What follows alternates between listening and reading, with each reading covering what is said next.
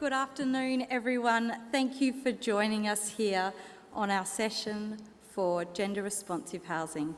I acknowledge that we're meeting today on the unceded lands of the Whadjuk people of the Noongar Nation on the edge of our beautiful Derbarl Yarragon, the Swan River, and I pay my respects to Elders past, present and any other First Nations people joining us today. I'd like to also acknowledge the people who have lived experience of housing vulnerability, who are at this conference either as presenters or delegates. Your experiences play a vital role in shaping better housing outcomes for the future. And I'd also like to say thank you to Mission Australia, the sponsored delegate partner. My name is Amity James. I'm an Associate Professor in the School of Accounting, Economics and Finance at Curtin University, and I'm going to be the facilitator of this session. This afternoon, we're going to be hearing from researchers, practitioners, and those with lived experience to understand the generational, gendered, and intersectional effects of housing precarity, and why housing policy should be gender responsive, before exploring innovative solutions for inclusive housing outcomes. Today, we have a number of presenters joining us here on the panel. Unfortunately, Dr. Alice Evans, CEO, Centre for Women's Safety and Wellbeing, is unable to join us for unforeseen circumstances. But we have Kate Whittle, Executive General Manager, Advocacy and External Affairs from YWCA Australia, and we've got a spot for Tamika Jarvis. She is the Young Women's Counsellor, a lived experience delegate, who is just managing some mothering roles at the moment, and she will join us if she is able to. On the panel, we also have Wendy Morris, our lived experience expert, Fiona York, CEO of Housing for the Aged Action Group, and Professor Wendy Stone, Professor of Housing and Social Policy at Swinburne University of Technology. You'll find their bios in the conference portal. To begin this session, Wendy Stone will talk to us about why gender matters in the context of housing policy. And this is based on recently funded AHURI research and her work with some of these partners as well. I'm then going to invite our panel presenters or our panel members to briefly introduce themselves and some of the key issues that they face in this space. Combined, the panel will describe examples of gender-responsive programs and explain how gender affects housing outcomes across different stages of the life course. And then the panel discussion is going to be followed by an opportunity for you, the audience, to ask some questions and be involved in the discussion. And I will provide further details, further information about that when we get there. I'd like to hand over to Wendy Stone to talk about why gender matters. Thank you.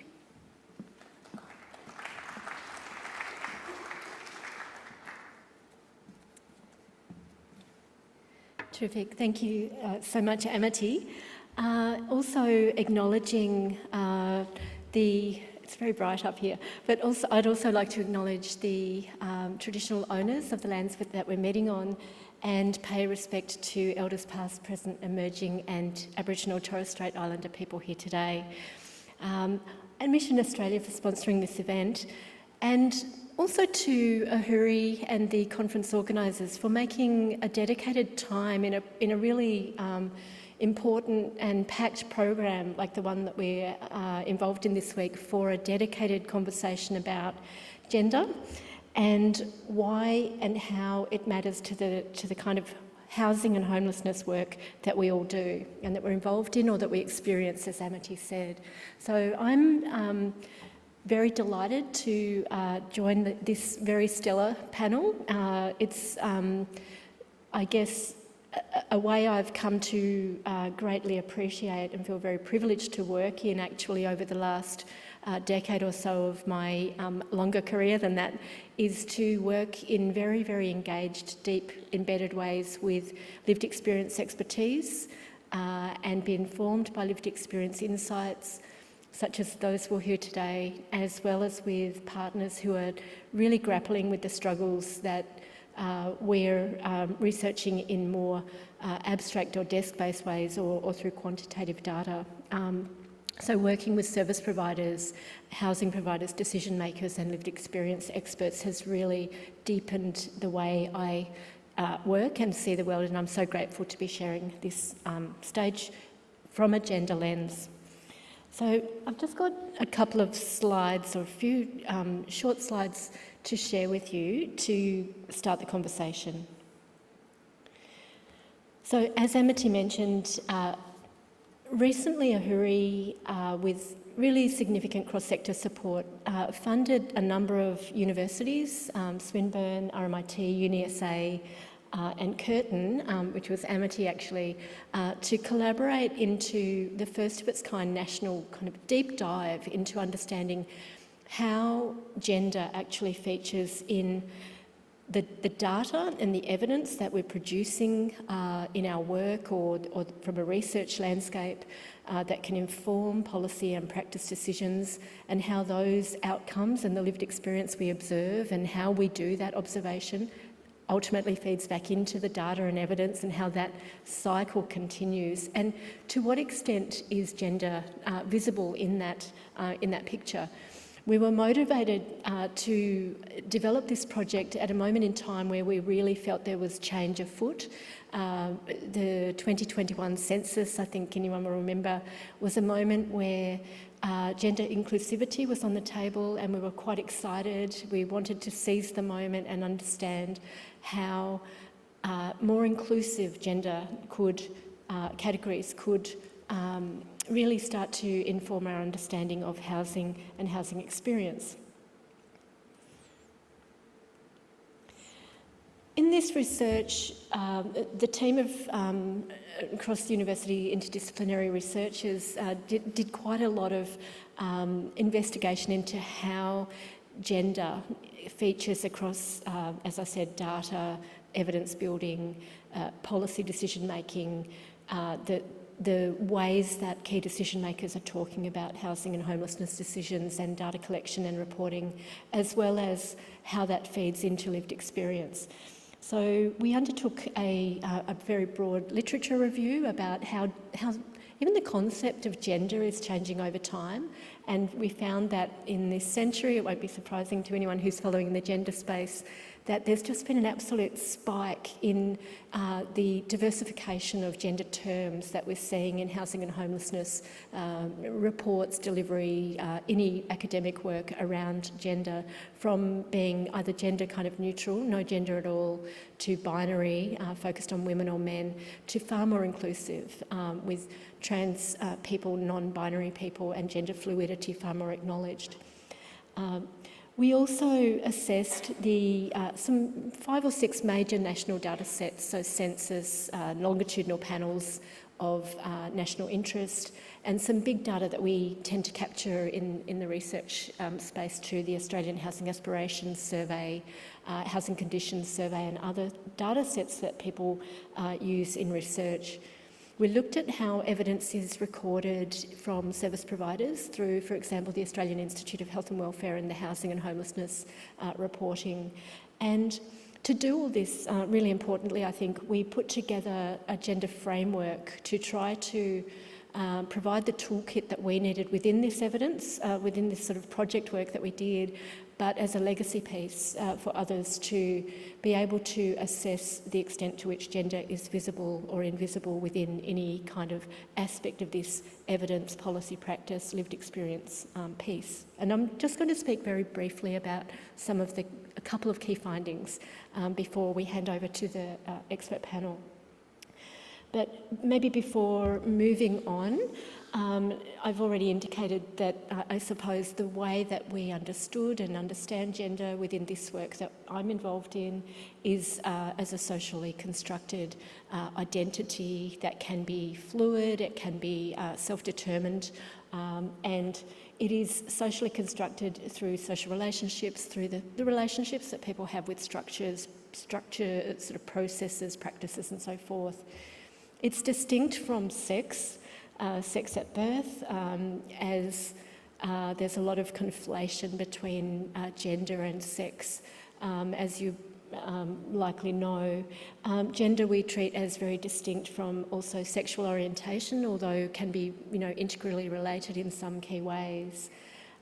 Gender within housing and homelessness work tends to get quite often entangled with the concept of a household within a dwelling or a family unit, and also gender is very much related to the life course, to generations and to intersectionality, and we tried to accommodate these various lenses through this project work.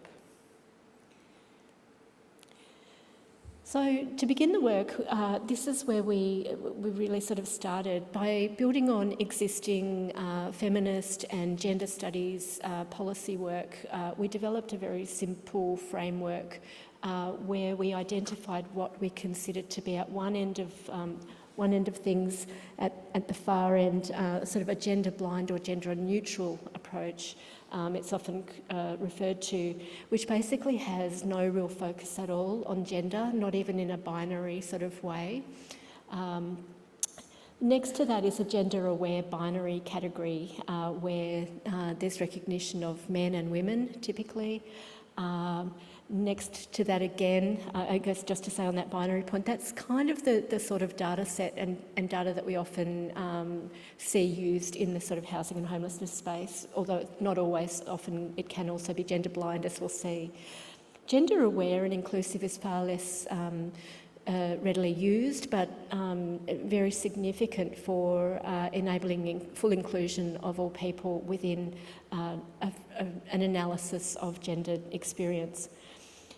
And based on our evidence, we also identified gender transformative end of the framework, where not only are gender, an inclusive gender lens applied to the inclusion of people within any kind of analysis or policy settings, but an intersectional perspective that is strongly informed by lived experience and that has an actionable sort of orientation towards goals and change making occurs. And today I'm going to give one very, very small and kind of obvious example about whether and how gender is visible, experienced, or blind within the sort of this triad of evidence, policy, practice, lived experience, of these 4 kind of points that I'm talking about. In our research we have far more, but this is just one of them. So to take this data example, this is using, this is original analysis in our work where we used 2021 census data to basically look at the breakdown of household family form, so single, in this case we were looking at single parent headed families, by sex, because at that time the data from the census only included sex rather than gender, so this is binary sex. I think there's probably a lot of confusion about how people fill in this form and what they mean when they're filling it in, but that's an ongoing sort of issue for the ABS to work its way through. And we looked at single parent by sex and across housing tenures across the life course, so for young adults, mid-age adults, 35 to 64 years, and then 65 and over in sort of retirement years, if you like. And I guess that there's no news here. There's nothing particularly novel. Anyone who's aware of gendered experience will be aware that most single parents, around 90% mark, are women-headed households. And we also know that within that column, that large column there, a fairly large proportion, more than 20% of people are living with extreme financial hardship, often related to the cost of housing. There's also a high degree of housing insecurity in there. I'm really just showcasing this particular data point to indicate that despite this very, very gendered experience of, for example, the uptake of here, social housing or Commonwealth rent assistance, or the experience of seeking homelessness support services, to a very, very large degree, those sort of policy settings and the practice orientation around that, despite dealing with a highly gendered experience and population, is actually very much gender blind in approach by and large.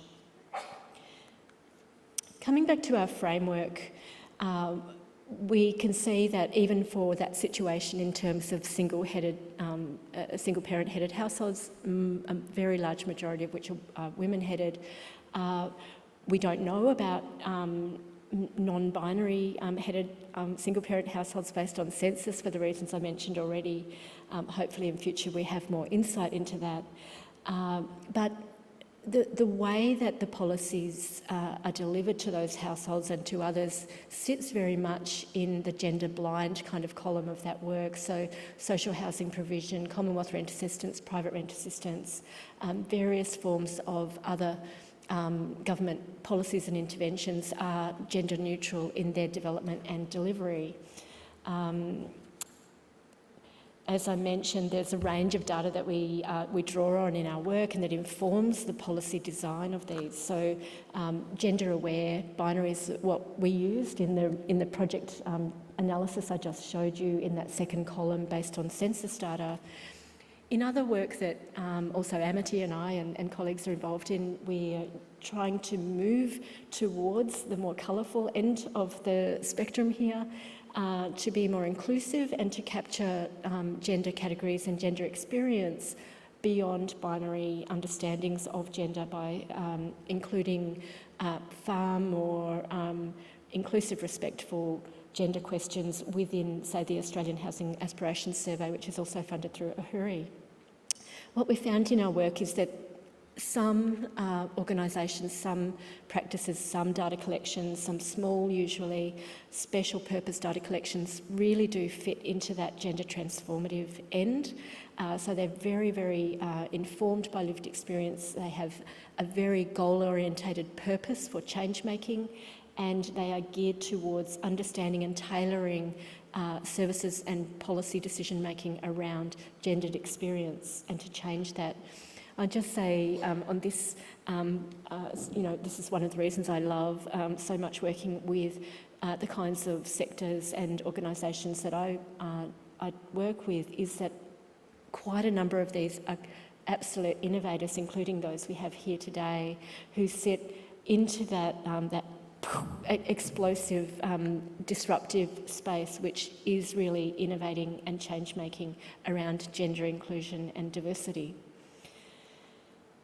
So with that in mind, I think I'd probably put some of the panellists into that question mark in the middle here, where we know that in order to begin that process of disrupting the mainstream approaches which are typically gender blind, we do need to have the kinds of innovations and practices and very dedicated service delivery models, for example, data collections that are undertaken by Housing for the Aged Action Group, by the YWCA Australia and others, rainbow tick accreditation to really change the space. I think one of the points I'll just finish on now is that when we ended this project work, one of the last pieces of the work we undertook in that study was to bring all of the integrated findings into policy and practice discussions and workshops to ask key decision makers about what could change.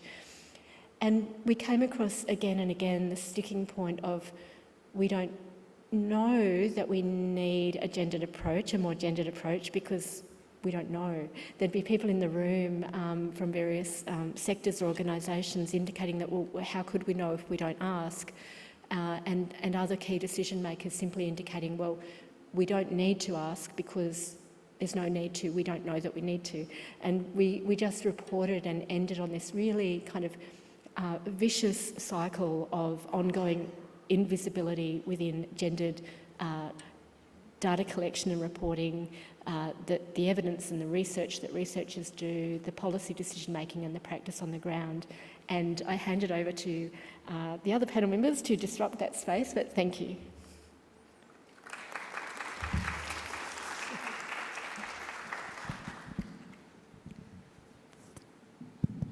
Thank you so much, Wendy, for setting the scene from that research point of view. I am going to ask Wendy Morris. I wonder if you can share your experiences of that intersection of gender and housing precarity with us. I shall do my best. I just also like to acknowledge the YWCA people on whose land we're meeting, and particularly acknowledge the way they cared for their country, the plants and the animals. We have a lot to learn, I believe. My story is, after 25 years of marriage and 4 children, house in the suburbs, a mortgage, I reached change of life, I think it was. And I just remember sitting in the kitchen and having hot flushes and going, I don't think I can do this anymore. I hadn't worked full-time while I was raising the children. I'd stopped working for a while and also worked part-time. But I did deal with, and I didn't recognise it at the time, I dealt with a thing called coercive control, which is only just starting to come to the fore in society now, and other things as well that made me decide to leave. I left a small country town and moved into a bigger country town, and I left with no assets, no car, no white goods, no furniture. So I was taking a big risk, but I just knew that this was the time to do it. I was still in the middle of studying, doing university studies, with a view to a future career in library science. Initially, I lived in insecure housing. It was a rental that eventually, after a few months, the landlord needed to take it over for his family. And I did some house sitting as well. This went on for probably about almost a year. I was very fortunate in that I knew a few people in this town, and I managed to get connected to a housing cooperative. And I went to a lot of meetings and decided, yes, this was something that I could manage, and there was a good fit between myself and the people who were living there and running it. So we lived in the housing cooperative, and we managed it ourselves. Rent was affordable, 25% of your income. It was secure and safe. And I was there for almost 5 years, and during that time I managed to graduate from university, get full-time work, and start a superannuation scheme, which was a new thing for me. So that was happening. And I joined an opera company and sang all around the southwest. So I got involved in the community as well, which it says to me a lot about safe, secure, affordable housing and the importance of it. Next move, I moved to Perth, and the reason being my parents were getting older. I was offered a good job in Perth. My children had moved to the city also, and they were starting young families, so I thought that'd be a good move. Shock horror, when I arrived in Perth, I had no idea what the private rental situation would be. And of course, I wasn't eligible for social housing because I was working full time. I moved 8 times in probably about 15 years, I think, due to the rental system and the usual things that you would have heard about today of why a private rental is so insecure. And I was paying off a HECS debt as well, so that I had financial issues even though I was working full-time. There were wage parity issues too in the library profession, I might mention.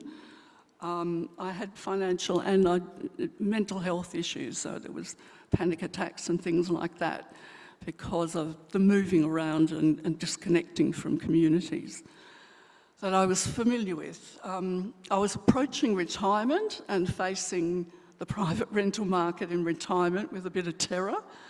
And I decided to use my small accumulation of superannuation and buy a park home, thinking, well, that would solve my retirement issues because I just pay a small rent to rent on the land and I'd have a secure house. But that wasn't to be. I found out a lot more about the issues around park homes, and the owner sold it within 3 years, I think it was. I was there about 3 years. Sold it, and nearly 100 of us lost our homes. We couldn't afford to move them. It was about 25,000, I think, to shift to park home. And there was nowhere to shift them in Perth anyway. It'd have to be to a regional area. So I basically sacrificed the park home. Present now, I'm very, very fortunate, and I emphasise that. I received a small family inheritance and I was able to buy a small unit in a retirement village, which means safe, secure, affordable housing, and I'm very aware of how fortunate I am to be living in a situation like that. I have still many contacts of older women who are living in very insecure housing. I bump into them all the time, even just out in the bush walking. I bumped into one who said, the daughter of one older woman who said, my mum's forced to work full-time in order to pay rent and she's not well. So there's a big issue out there, and thank you so much for listening to my story and giving me the opportunity to raise the issue.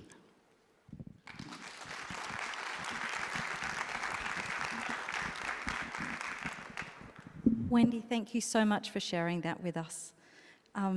You bring such richness to this discussion, so thank you very much. Kate, could I ask you now to bring in your experience of that intersection of housing and precarity at YWCA? Thank you, Amity, and thank you, Wendy. I too want to pay my respect to the Whadjuk people of the Noongar Nation for hosting us here on their beautiful lands today. And I pay my respects to elders past and present and acknowledge that sovereignty was never ceded. It's a real privilege to contribute to this discussion today. For me, housing is not simply an economic equation of supply and demand, though we all know that that is so critical, such a critical part of this challenge. It's fundamentally a question of social justice, and as the incredible research by Professor Stone and her team determines, a determinant of generational and gender equality. When you look closely, housing tells the story of who gets to belong, who builds security, and who can plan for the future. Right now, that story is becoming more and more unequal. Just some statistics to keep us grounded. Across Australia, 1 in 3 women are in housing stress. More than 40% of single mothers are paying unaffordable rents. Data shows experiences of homelessness among women are increasing at a rapid rate. In fact, the 2001 census showed us that women's homelessness had risen by 10%. We saw the steepest rises among women aged 35 to 44, which was up 20%, and teenage girls 12 to 18, up almost 18%. Of the almost 54,000 women experiencing homelessness, the largest group overall were younger women, aged 25 to 34, over 11,000 younger women across Australia. Every statistic represents a woman whose health and safety and prospects are compromised. Homelessness, we know, shortens lives and increases hospitalisations, yet people without stable housing are underrepresented in preventative care and overrepresented in emergency and psychiatric admissions. It's a public health and productivity crisis rolled into one. We know older women remain particularly vulnerable, and Fiona York from Housing for the Aged Action Group will talk in more depth about those issues. Their security is often hidden but just as severe, and LGBTIQA+ people and families, The risk is compounded by discrimination and a shortage of inclusive, affirming homes. First Nations peoples consistently experience greater rates of exclusion from housing access. Criminalised and formerly incarcerated people experience higher rates of homelessness, unemployment, and poorer health conditions. And I think the real point I want to highlight as well is the intersection between poverty and marginalisation and housing insecurity. As we demonstrated in our We've Been Robbed report, which we did alongside Professor Stone and her wonderful team, this awesome cover, a young person staring down the barrel at decision makers to say enough is enough. Young women and gender diverse people are being systematically locked out of the housing market. And it's not a neutral phenomenon, and that's why we're here today. It's gendered, it's intersectional, and it's generational. What we're witnessing is a deepening generational fault line. Millennials and Gen Z, particularly young women and gender diverse folks, face a very real prospect of never achieving housing security. And it's not just merely an intergenerational inequality, it's a social rupture. Now, at YWCA Australia, our work is about showing what the alternative looks like. Action through housing, services and systems change.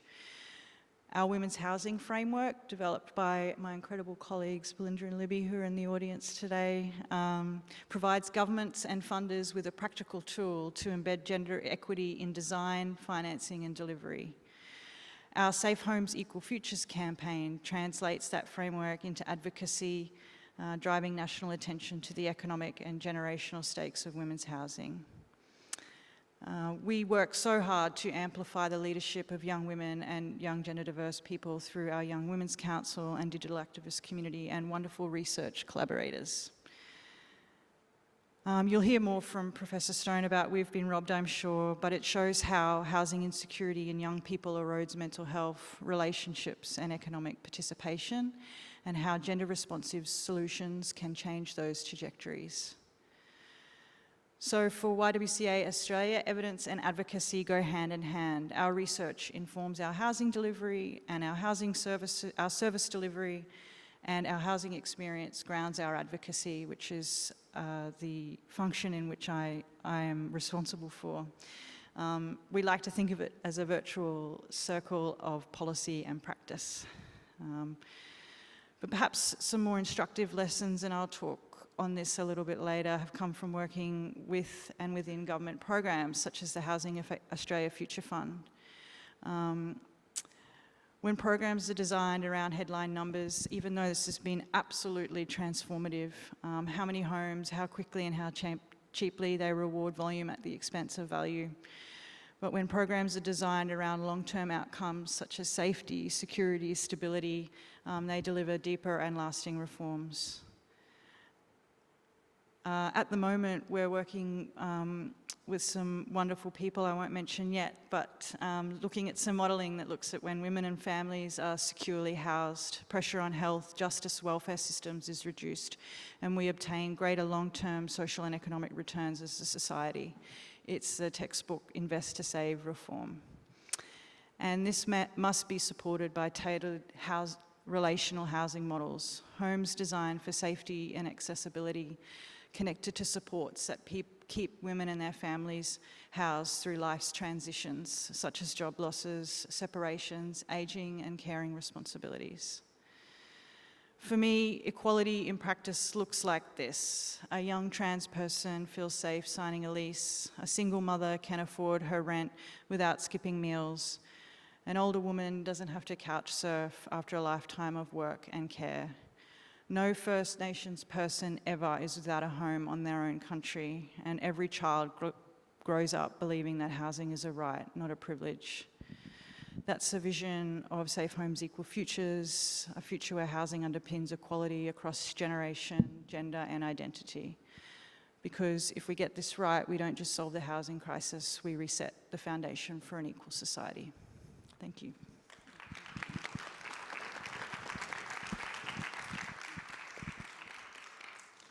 Thank you, Kate, so much for that. And we're going to go to the other end of the life course now. Fiona.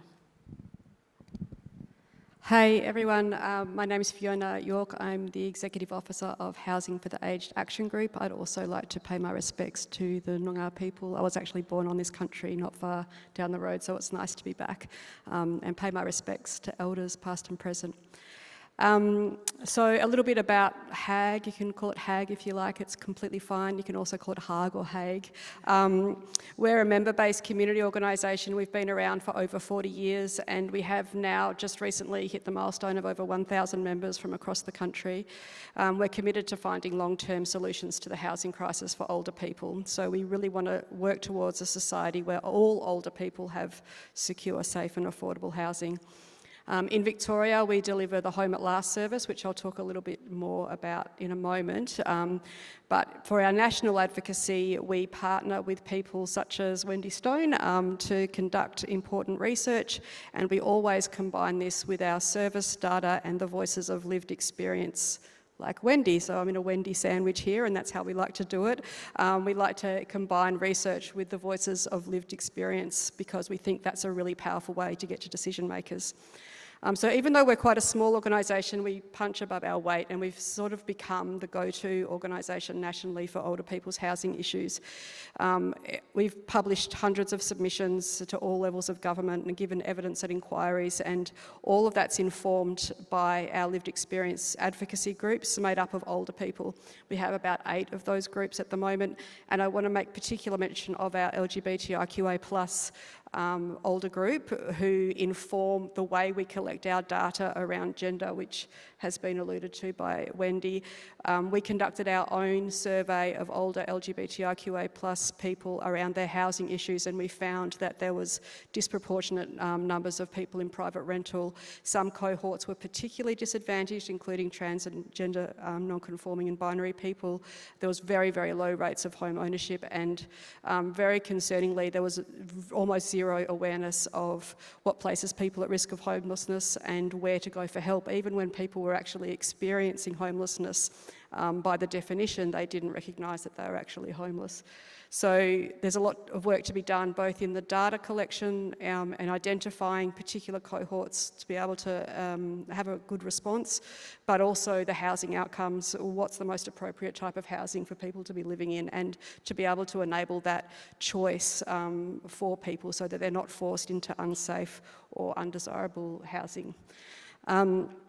So in terms of housing and older women, as Wendy's story tells you, there's a lifetime of systemic disadvantage going on here. So for women that were born in the 40s, 50s and 60s, they basically have no superannuation. They had lower pay, time out of the workforce, caring for both their children and their parents. Women who have experienced family violence when they were younger may also experience increased physical decline when they're older as a result of that, and premature ageing, which impacts on their housing. A couple of years back, we released a report with Debbie Faulkner at the University of South Australia that identified that there was 405,000 women across the country over 45 who are at risk of homelessness, and that was based on the HILDA data.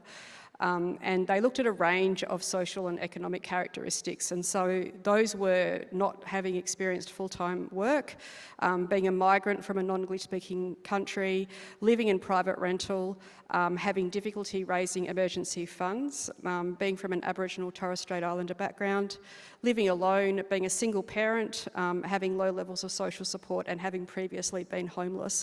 Now, that's a lot of intersecting issues that I'm sure are familiar to many people in the room. A lot of us have experienced these things. A very strong advocate up in Queensland, Maggie Shambrook, has pointed out that sometimes when we meet with decision makers, they'll say things like, aren't older women homeless because they're divorcees? And she points out that her husband is also a divorcee, her ex-husband, and he's not homeless. So what's going on there? There was no child support when people of this age were growing up. You couldn't even get a loan without a man to countersign. So these are all systemic things that mean that older women are really at the pointy end of both gender and ageism in terms of disadvantage, combined with the systemic housing issues that are affecting everybody in poverty. One of the things that we do when we're reaching out to communities is we talk to people about what places them at risk, and we say that if you're an older woman living by yourself in private rental on a fixed income, like the pension or New Start, you're probably at risk of homelessness. And as terrifying as that is, the private rental system is just not well set up for older people to age. You can be on 6-month leases, you can be evicted at any time, and rents can increase above what you're able to afford at any time as well.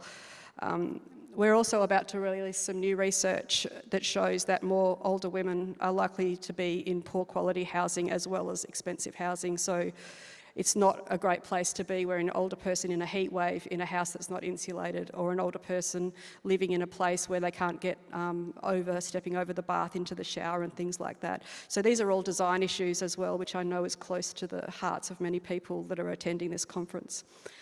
The other issue that we see is older people who are not eligible for social housing due to be slightly over the asset limit, but they don't have enough money to be able to enter into home ownership. And again, because they're older, banks won't loan to them, and they're not eligible for a lot of the shared equity schemes, particularly those that are targeting people that are first home owners, because a lot of them, as Wendy's story illustrates, have been in home ownership in the past and have fallen out of home ownership over time. I already mentioned the LGBTIQA survey, so I won't mention that again, but perhaps in a moment I can talk more about our service, but I'll leave it there for the moment.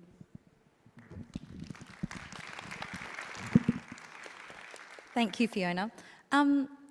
Wendy, I've got a question for you, and I'm just picking up on something that Fiona spoke about then, with older people not always knowing where to turn to for information and assistance.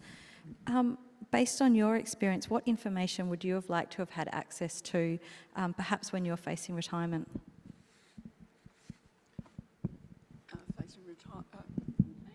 Working? Yep.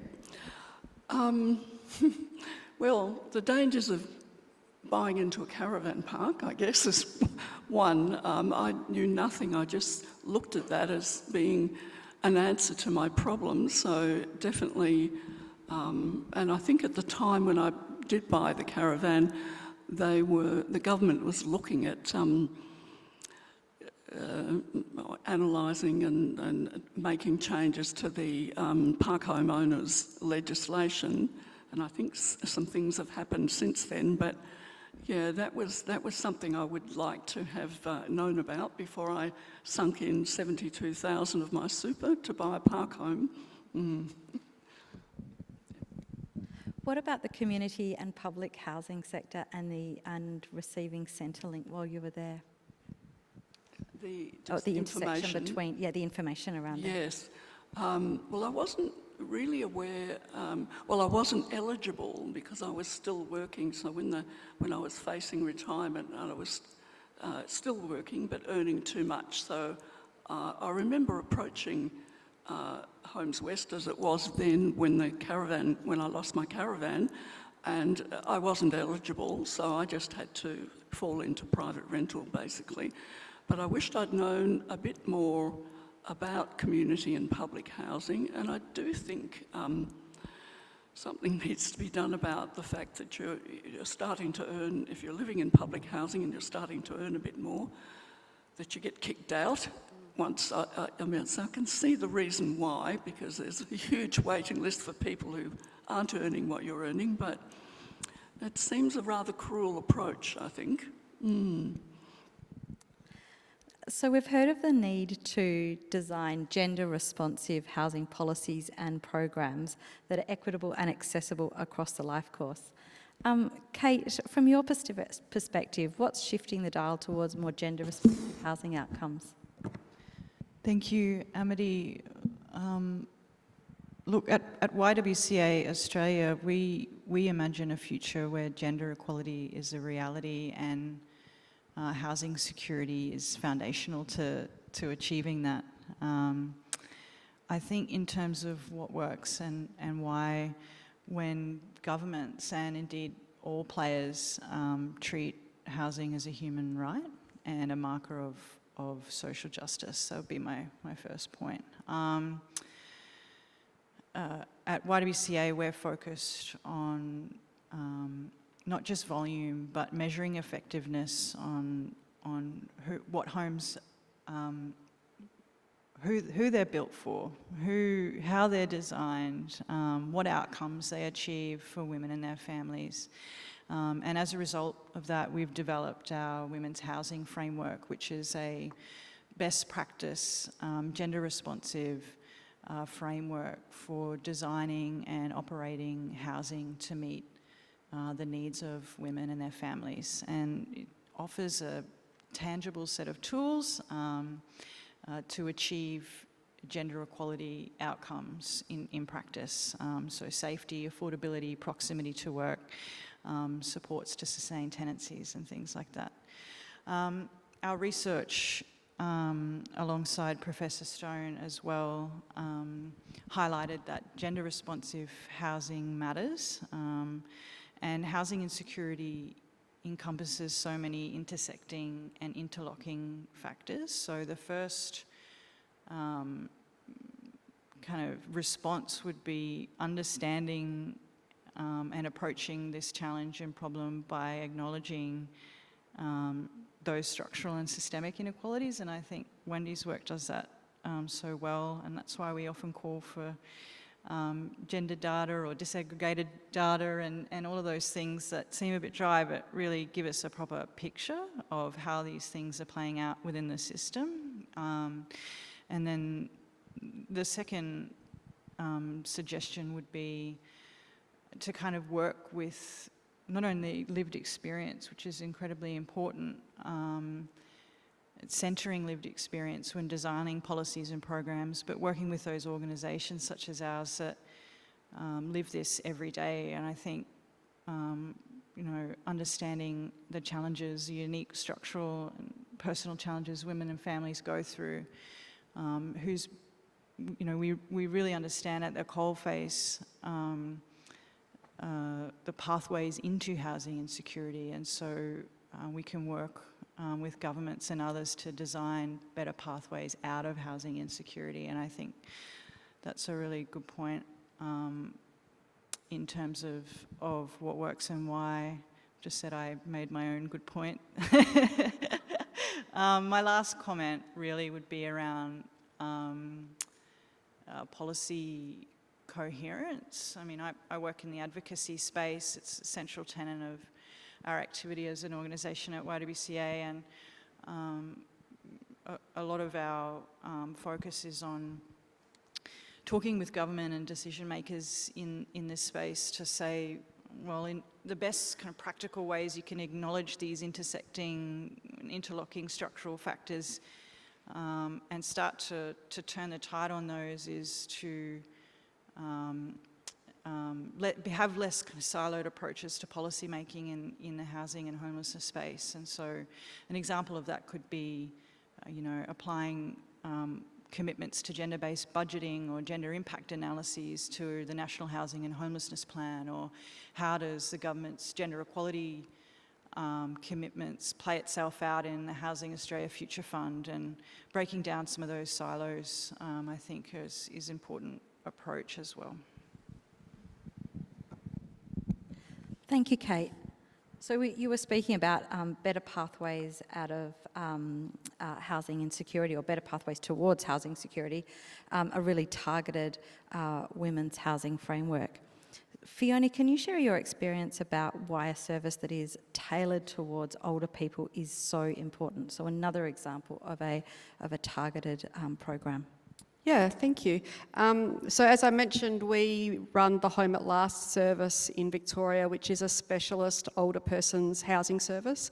The eligibility is anybody over 50 that's in housing stress, and that can range from people who are in caravan parks and residential parks through to people that are homeless, through to people that are struggling in private rental. Mostly people that come to us are struggling in private rental. They've managed most of the time quite well up until recently, and often the first time they come to us is the first time that they've interacted with the system before. They haven't necessarily had a lot of experiences of homelessness over their lives. It might be the first time that they've experienced homelessness. And we have an early intervention approach, so we go out into the communities who we believe might be at risk, and based on what we know through data, and we tailor our community education messages, either using bilingual workers with our culturally linguistically diverse group, or in our LGBTIQA+ communities, or a whole range of different ways, with, seniors events, all sorts of things, and we talk to things that might place you at risk, and the importance of making a housing plan so that you don't end up stuck. So our support that we provide is really trying to get people, firstly providing the information about where to go and what options there are, but our more intensive housing support is really trying to get people out of private rental, which we don't think is a great solution for older people, and into public community housing, and also into retirement housing if they can afford it. So last financial year, we assisted over 2,500 older people. 60% of them were women, and 61% of them were from a culturally linguistically diverse background, and around 1.5% to 2% identified as gender non-conforming or non-binary, because we do ask that question. We helped around 250 people find long-term affordable housing, which was mainly in public and community housing. So this service is unique in Australia. We're currently working with other states to be able to replicate that service, and we've had some success in Queensland thanks to the advocacy of the Housing Older Women movement and the support of Q Shelter as well, who have adopted our model for their housing support service for older women. And that we share data with them, we connect with their staff regularly, and we're finding really similar stories.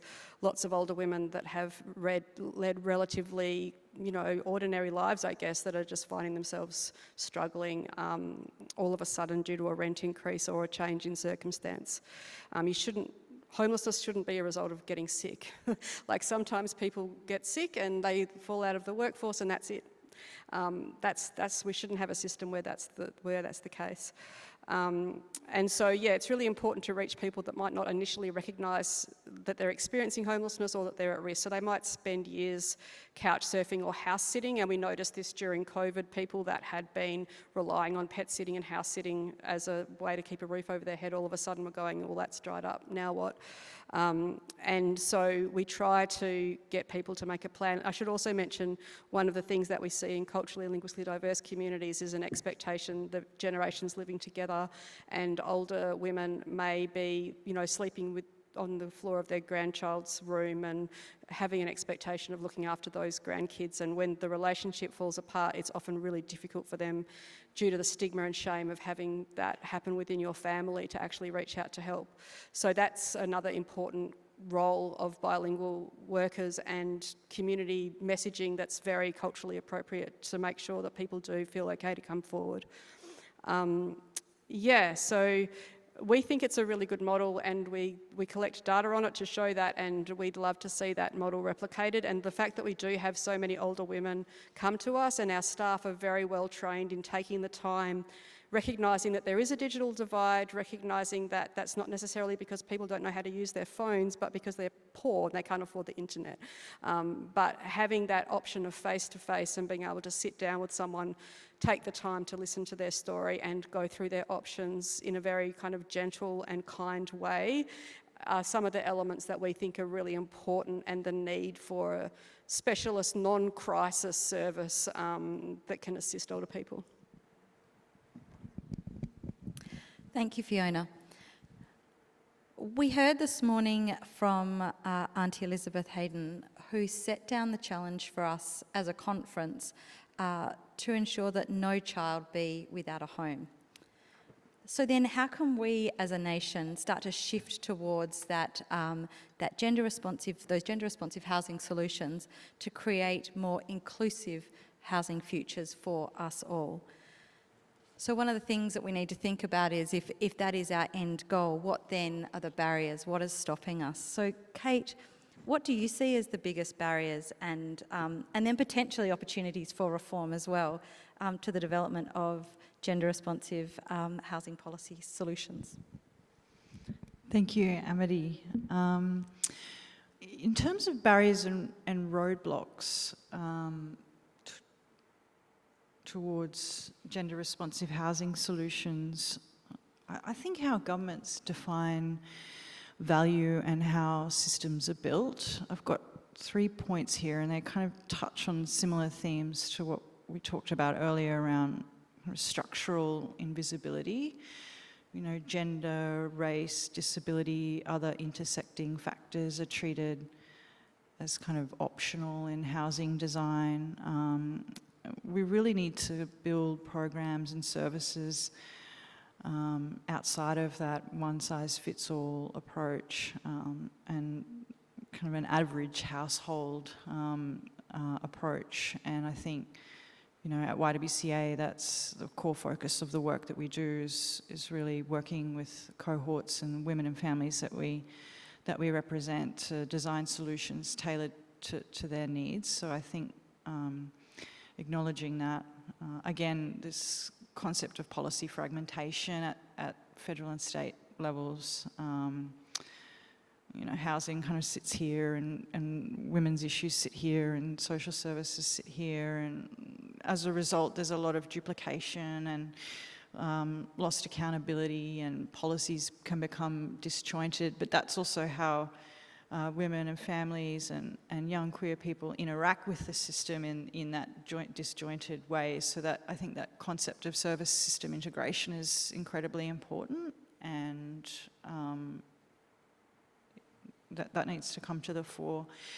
And I'm also really tossing with this idea around we know how critical a component housing supply is to pushing down house prices, rental prices. We know that affordability is impacted by supply, and there's a direct link there. But looking outside of success as supply and dollars spent and units delivered, thinking, kind of flipping this on its head, reversing this as kind of the social and economic benefit of housing, particularly housing women and their families, and what how that can liberate and facilitate participation in the very systems that have prevented that in the first place, if that makes sense. So I think working with organisations like ours and HAAG and others that do incredible work in this space, but also real tangible policy changes I've touched on before, the kind of gender responsive budgeting and major housing policies and initiatives, such as the Housing Australia Future Fund or the National Plan. That concept of balancing scale with impact, we know there's a strong political imperative, but it's also needed that we must deliver 40,000 social and affordable homes to alleviate the pressure on the system. But where are those homes, and who are they designed for, and what needs are they meeting in relevant communities, and who are you working alongside to design and deliver those, and how do we better measure housing outcomes on top of that? So that would be my 3 themes. Thank you, Kate. And I really echo the comments you were making around the service integration and that need for information that joins up those services, those opportunities for people, programs, policies, because without that information, without that integration, we can't expect people to make robust housing decisions at any stage of the life course. So if we stay with the housing solutions side of this conversation, Fiona, if you could ask housing providers to do just one thing to support older women, what would it be? Only one, can I? Well, affordable housing needs to be in perpetuity. It needs to be no more than 30% of someone's income. What we are concerned about is that older people might move into a home when they're 75, and in 5 years it's going to go back up to market rate. How is that going to help somebody? So for people to age in place, they need housing that's genuinely affordable until stumps, as they say. So that's one thing. I guess the other thing is that priority categories work really well in Victoria. We have a priority category in the Victorian Housing Register for people aged 55 plus, which means that they don't need any other type of, I guess, vulnerability apart from their age, and that's in recognition of this lifetime of systemic disadvantage for older women. So it's important that we do recognise that some people do need a priority category. And I guess in terms of the one other thing, sorry, I know I said one, but just one other thing. One of the things that older women tend to do when they come to our service is say that someone else deserves it more, and they put someone else forward instead of themselves. And so things like group interviews for housing offers, or things where they're having to, I guess, be competing with younger women with kids and things, or not. I mean, we don't want to be fighting for the crumbs here. We want everyone to be able to have an affordable house that they can live in. But older women will put themselves last in our experience. And so working out a way where that doesn't happen, I think, is really important, because if an older woman is housed well, then there's a whole lot of other societal benefits that come from that. All of the volunteering that they do, all of the caring for grandchildren, all of the extra work, the unpaid labour, it has all of this benefit. As we know, in lots of First Nations communities, the grandmothers are the essence of the home and the house and the family. So if we can house our grandmothers well, then we're probably going to be having a lot of unseen and unmeasured benefits. Absolutely, Fiona, I agree with that entirely. Wendy, I know you've been thinking about this a little bit, but what mechanisms would you like government to explore to prevent homelessness again among older Australians as they age, and particularly for women? I think Fiona mentioned unpaid labour, and I think we need to think of those two words carefully. I'd like to think that if a woman chooses to stay at home and raise her family, that she needs an income and for the future. And I'm a very big supporter of a universal basic income that I know has been trialled in different places around the world. But when you think, and I look back and I raised 4 children, all born very quickly, that was not staying at home and doing nothing, that was work, hard work. And I'd like to think a basic income, a universal basic income paid to women who do that. And also, what was the other thing I was going to say? An additional bit would be some super too. So you don't want very much, do I? But I just think there's an acknowledgement. And having women stay at home during a period when their children or their babies are very tiny, it would enliven some of the neighbourhoods that people live in. There would be more people in the neighbourhoods that are very empty, in my opinion, right now. So that would be a good thing. I've also inspected, I was lucky enough to go and have a look at the foyer model. Some of you may have done a tour of the young people's model, the foyer, and heard about, I think we've got 3 or 4 of them around Australia, I think. And I was just impressed with the way it was run, with the wraparound services and so on. And I think women, particularly escaping domestic violence with children, a model like that would be wonderful for them, just to give them a chance. When I look back, I was studying at the time and attempting to work part-time, and I had 1 child with me when I left. Having a model like Foyer would have been wonderful for me, just to readjust to the single life and get to know the community around me. So, yeah, I was very impressed with my visit to Foyer. Thank you.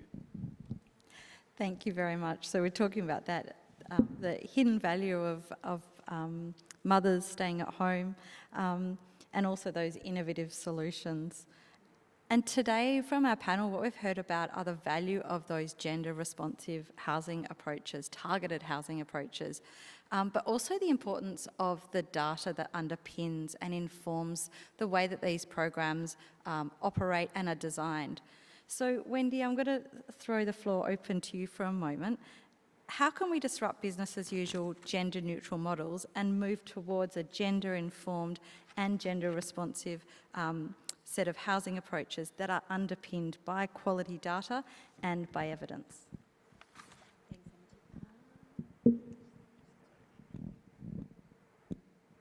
Great. Thank you, Amity, and thank you for all these amazing reflections. I think in our study and just having thought about some of these issues over a long time and worked with amazing folk, I think we can learn a lot from the kind of niche innovations that Housing for the Aged Action Group, YWCA Australia,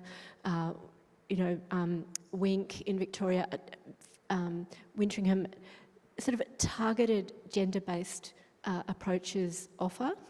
So if we're really concerned with a gender lens, we need to really ask ourselves, is our housing system amplifying pre-existing gender inequalities and precarities?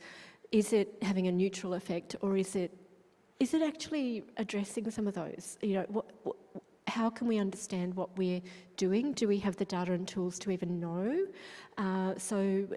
Really understanding which part of the housing sort of system or sector are we working in, and how does it all affect outcomes based on gender? We focused a lot on the people element. There are other parts of the housing system that we can also take that gender lens to.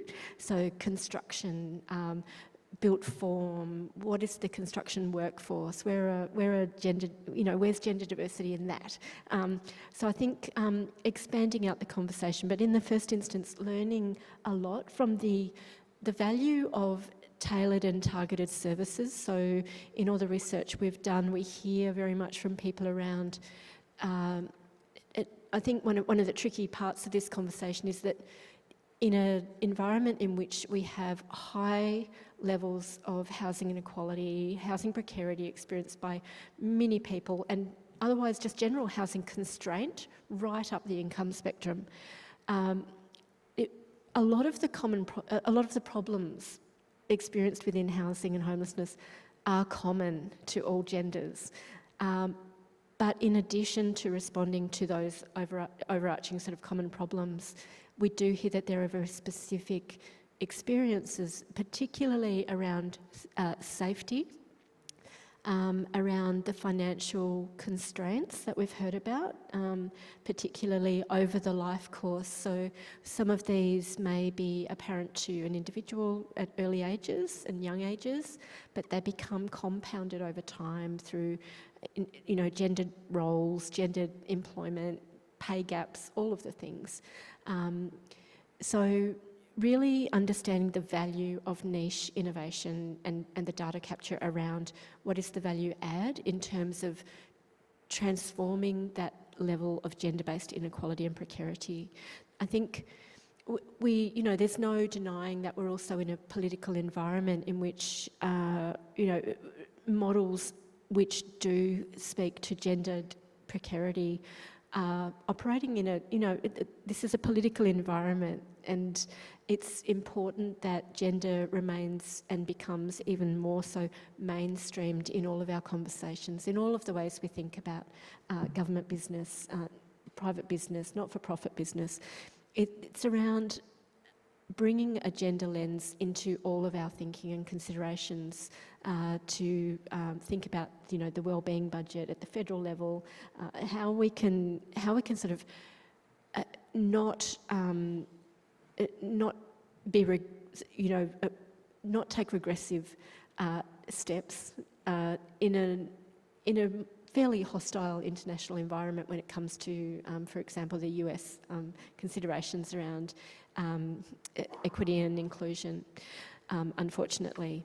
So I think there's also a really significant role here, though, for gendered housing data and evidence, and how we can learn from the benefit of that and continue to take that kind of lesson from these niche parts of our sector, convince some of the decision makers to report on the gender data that they actually capture and sometimes don't report on, thinking it's not particularly valuable.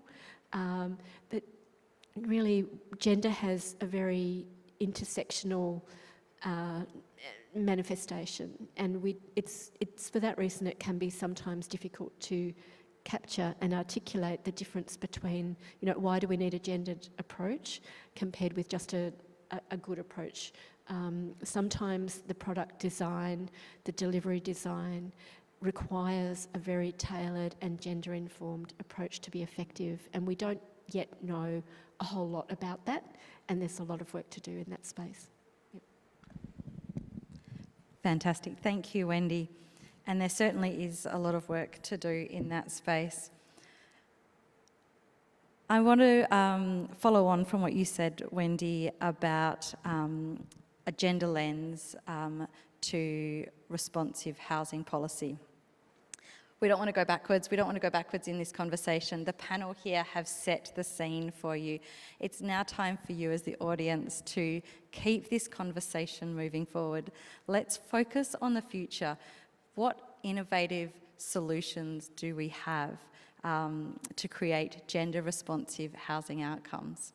And so if you'd like to ask a question, can you raise your hand and just wait for one of our volunteers to bring a microphone over to you? Has anyone got a burning question straight away? Yes, we've got one question just down the front here. So please try to keep your questions as succinct as possible so that we can get through them. Yeah. Thank you, everyone. I just wanted to follow on from that discussion about the evidence that exists and has been captured to articulate the value of a gendered targeted response. So I hear a lot about the systemic issues and the problem that needs to be solved, but why is a gender-targeted response demonstrably better than a non-targeted response? Imagine doing a business case, pitching for funding. How do you articulate that other than saying we really need it and it's better? Is there evidence? Thank you. I think that's you've hit the nail on the head. That's the heart of the problem. In the workshop component of the project, the OHURI project that I mentioned, we kind of circled around this very conversation from a few different perspectives with senior representatives, decision makers in that room around how can we demonstrate value? How do we actually demonstrate the value of evidence if we don't have the evidence to begin with? And that's why I think it is important to draw on the kinds of innovations that people at the table here on the panel are delivering, and others like them in different tailored ways to really capture some of that evidence. But it's also the frameworks that we use, so the framework that we developed within our OHURI research, the framework that YWCA Australia is employing now, and similar types of gender frameworks that can be used to articulate the value above and beyond a business as usual approach. I think even in the context of which I would firmly believe in housing as a human right, universal sort of housing provision. Even in that context, there, based on really deep qualitative work around gender and gendered housing experience and gendered housing solutions, when we ask people what sorts of solutions they need, they can also often be gendered. So there are conversations that these people will be having all the time around, some from the research I remember are about people needing to hide their gender, for example, when they are living in, say, residential care as they age, because it's not safe for them to present their gender identity. There's a gendered approach that's needed in those sorts of situations, or young people not being able to be themselves and therefore having mental health impacts and so forth, living in conditions that either in their family home or in other situations where they're just not safe to express themselves but don't have options to go elsewhere. I think that that there are real innovations happening and capturing the value of those and just starting to build the picture. The trigger in one of the conversations that we had in that project, there was an analogy that was discussed around the need to present data about disability and care, and a conversation that occurred that, well, we didn't used to report on disability and care or have tailored responses. We didn't know that we needed to have those responses, but now that we do, we can understand the value of them. And we're kind of at that point with gendered tailored responses where working on the basis of what is being innovated and understanding the value of that and continuing to bring that data and evidence and conversation to the mainstreaming table is absolutely critical to shift this space. Thank you.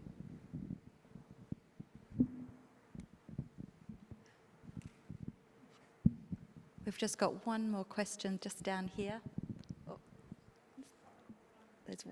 Oh, sorry, apologies. All right, maybe the one up there. Yep, you're closer to that one, and then we'll pop down.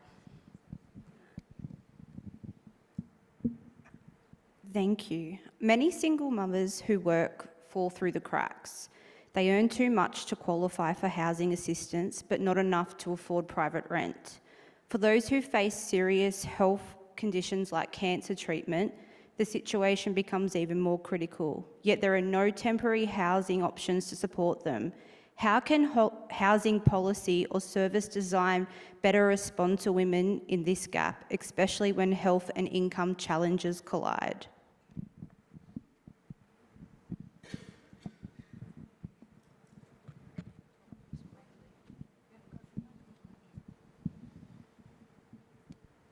Yeah, thank you. That's such a good point, and we often see women coming to us in that exact circumstance. We actually released a report last year called Not Poor Enough, Not Rich Enough, which was identifying those people that are falling through the housing assistance eligibility gap. And there's, I think, probably a range of responses depending on the circumstances of those people and particularly their tenure and their income. So there's a whole lot of people that are living in private rental that have very low amounts of assets which are eligible for public and community housing and housing assistance, but they're just not getting to it. So there's a story there, I think, to be told around access, but the ones that we were really focusing on were those people that had a small amount of assets, which they couldn't buy anything, but they were sitting in private rental, whittling away their incomes and still are.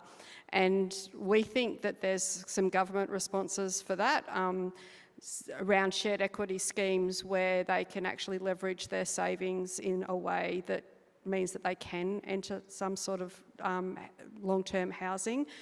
And then there's those people that haven't paid off their mortgages at retirement age as well, who are on low incomes, which is another kind of policy response. So we identified a few different cohorts through Wendy's team around that. And I think particularly you've mentioned the kind of temporary housing that's needed for people that are in, I guess, a health crisis. There's a gap there as well. Our focus is mainly to avoid temporary accommodation and look towards longer term, because usually in transitional housing there's nowhere to transition to, and out of emergency housing there's nowhere to go either. So our ideal situation would be that once they're in a place they can stay there as long as they need to get better, receive cancer treatment. We have clients that are receiving cancer treatment in their cars at the moment, and it's just crazy, you know. People with $10 million of superannuation are apparently kicking up a fuss about a small tax, and yet we've got people receiving chemo, sleeping in a car park of a hospital. I mean, what's going on? So I think there's a bunch of stuff that we could be doing, and again, it's combining that research with the service knowledge that you clearly have as well to be able to work out partnering with government and community housing providers and the banking sector and the finance sector and the superannuation companies and all of those people to try and work out what we can do to provide secure housing for people. Oh, thanks, Fiona, and thank you for your question.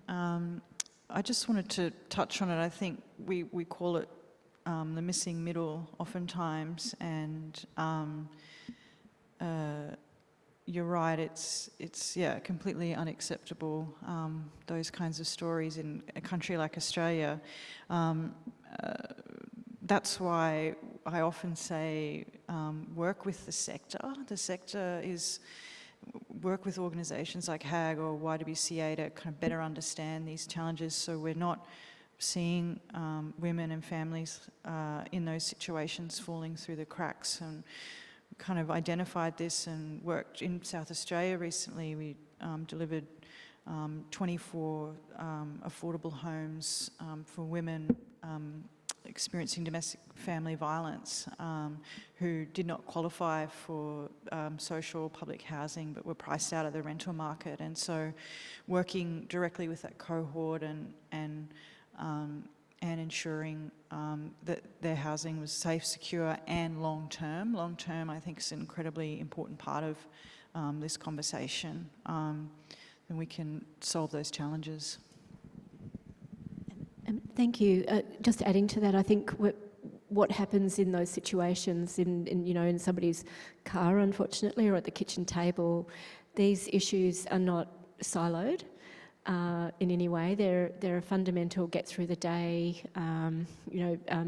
look after the kids, try to keep food on the table, get to that medical appointment and so forth. So as long as I can remember, people have been talking about silos and joining the dots across, but I think it is through the mobilisation of innovative services and learning from those, as well as lived experience expertise, that there can be pathways towards breaking down the siloed administrative responses, which really don't cater well for what are often gendered experiences of health crises, housing crises and so forth at the same time. It's a great question. Thank you. I think we had another question just down here, out there. Yeah.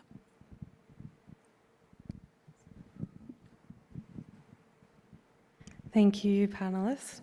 I've got one or maybe two questions, but we heard from the Director General this morning that we have a watershed moment at the moment due to the housing crisis and political pressure and, unprecedented funding, the HAF investment into housing.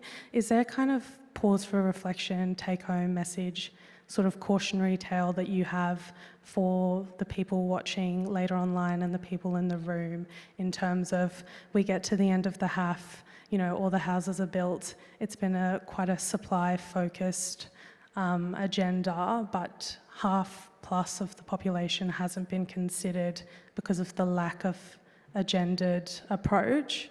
So just kind of that reflective piece in terms of, okay, all this once-in-a-lifetime investment has gone, all the houses are built, now where do women and gender diverse people fit? And then specifically for Wendy Morris, I really wanted to talk about this intergenerational piece. If you could reflect on what you want to see for the next generations of, middle-aged and younger women in the future, so that they can age through safe, secure housing and not kind of share those experiences of becoming an older woman and facing homelessness and housing insecurity. Thank you. So that was a two-part question. So maybe we'll work with the first part first, in response to the watershed moment. Do we have any? Thank you. Bianca, thank you very much. Also from YWCA Australia. I think supply is critically important. We've all heard that, we know that. There isn't enough housing stock at the moment. But if we supply it alone without thinking about the the distribution of that supply, the new supply, as well as the distribution of the existing stock. And the other D word, which is about diversification. We're at risk of supplying housing stock that may be not of the right form, affordability, location, tenure type, that's actually required to meet the urgent or longer term aspirations and needs of Australian people and people living in this country, including from a gendered lens, including from an intersectional, generational lens. And I think this is why it's so absolutely critically important to centre people at the middle of housing design and delivery, rather than what is potentially not even quick or easy, but quicker or easier maybe. It's working with people to really get this right. So housing aspirations data, for example, that we collect would indicate we don't need more one-bedroom or studio apartments. What we need are housing older women, for example. Women will talk about the need for an additional bedroom for taking care of grandchildren, or finishing that university degree, or having somebody come in and care for them when they have a health emergency, whatever it is. So we need to take into account the way that people live and need to live. So I think it is a watershed moment. It's an amazing opportunity, but people need to be at the centre of it.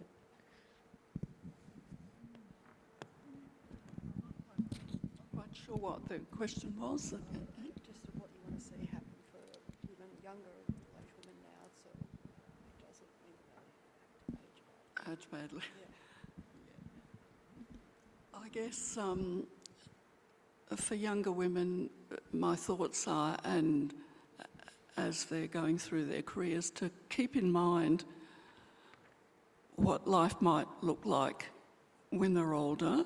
I do think, sometimes I think it's a cultural thing that we need to look at, that I come across people from Asian countries who say they really look after their senior citizens, their mums and dads and grandparents and so on. So we probably need to be looking at that as well. But yeah, for younger women, definitely keep in mind what lies ahead. And I don't know, I'm just thinking, a good example of housing may not have been mentioned here, I don't know. It was called My Home, Michelle Blakely's My Home, and I happened to bump into the people who build these places, and that they just seem so very suitable for, particularly if it's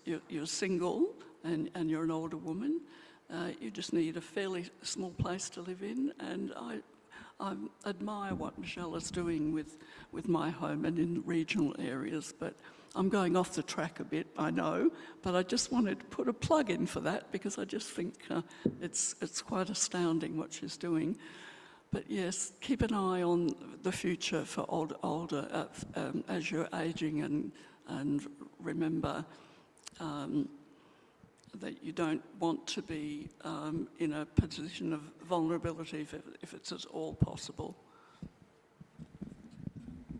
Thank you, Wendy. I think one of the things that's really come through all of our speakers, and Wendy particularly your story, has been that importance of safe, secure, stable, and stable means long-term housing. And so I think that's certainly something that I would, if reflecting on the work that I've done, that is something that I would want for young women, women in midlife and women in older life, and I'm sure that the panel would agree with that part there. So we've heard today that despite policy and data being gender neutral, the housing experience is actually quite gendered and it's very intersectional.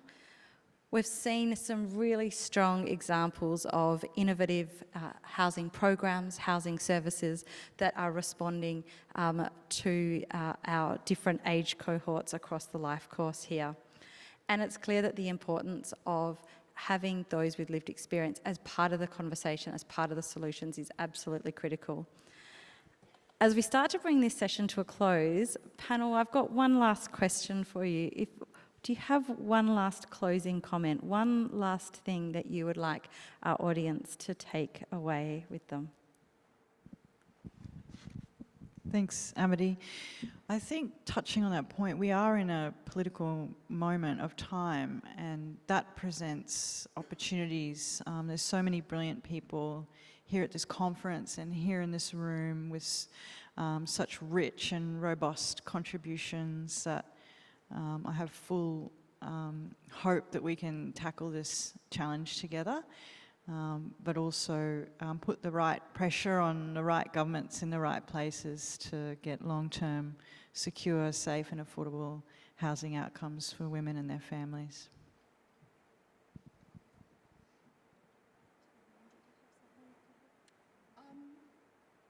Sorry, I'm getting a bit tired. I think I might be the senior one here. I'm not sure.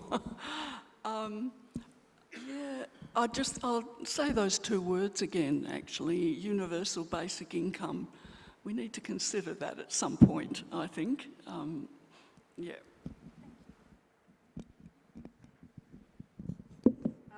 I'd just like to thank everyone who's here today. Looking around, it looks like about 90% of the people in this room are women. And I'm wondering why gender is still not considered to be a problem for everybody and not just one gender. So I'd like to see us all working together to make, I guess, the concept of gender and the discussion of gender mainstream in some way. So it's everybody's issue. And I'd also like to give a plug out for public housing. I think we are in a watershed moment at the moment, and in 20 years we might not have any more public housing. And I think that's a real risk for older women and women that are middle-aged today, because we need public housing as well as community housing. Thank you. Also, thanking people joining and Amity and the panel. I think it's around putting people at the centre. That really does include a gendered lens and perspective. It's about what people need, what people aspire to, and really co-producing evidence, housing systems and housing built form that actually we want and we need. In this case, in a gendered informed way. Thank you. Thank you, panel. Now, as we wrap up this afternoon's session, I realise I stand between you and afternoon tea, but I'd like you to join me in saying thank you to the panel for this really fabulous discussion.